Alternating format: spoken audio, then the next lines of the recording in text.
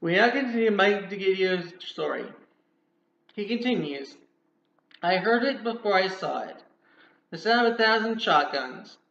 I thought it was a piece of siding, and I realized I saw it. It was not people falling and hitting concrete.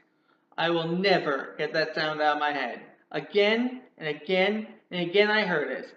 The only thought reverberating through my mind was, if jumping was a better alternative, what kind of hell is up there? When FDNY fire chief redirected his men to avoid anyone from getting hit by a falling body, Degidio knew he had to get out of that spot and made his way further west toward where there was a police barrier. As soon as Degidio reached the police barrier, he heard a tremendous rumbling, like a speeding freight train. Suddenly, a massive tidal of dust and smoke came rushing towards all of us, he said. I turned around as fast as I could, expecting to be knocked to my knees. Then there was nothing but darkness, pitch blackness. But I kept running, thinking that I had just run right into the Hudson River so I wouldn't be killed by whoever this was that was chasing me. But it got me. I couldn't breathe. Debris was pelting me and filling my eyes, my nose, my mouth, my lungs. I was choking, grasping for any little bit of air I could get, but all I got was more debris, and I thought I was going to suffocate.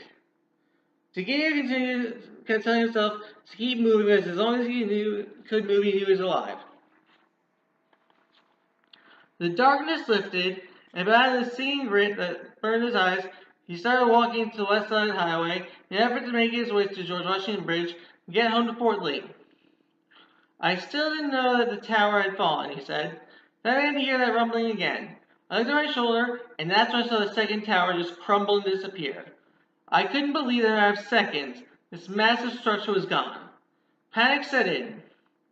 Out of nowhere, this Ford Bronco comes driving towards me, Degidio said.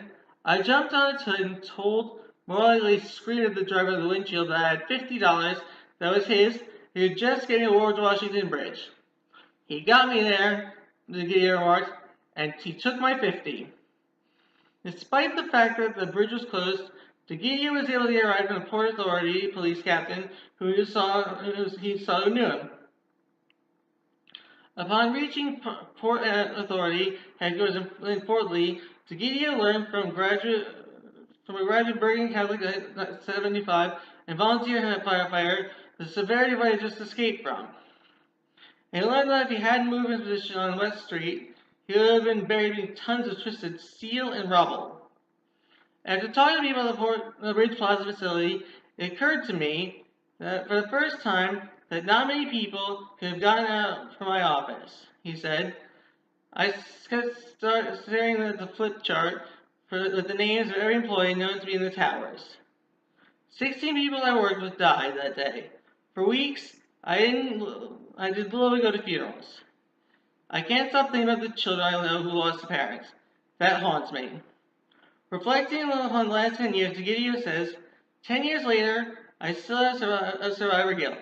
If the plane said 15 minutes later, I would have been back at my desk with the rest of my group. 10 years later, nothing much has changed. I saw the same pain of all I saw and all that was lost on 9/11 every single day.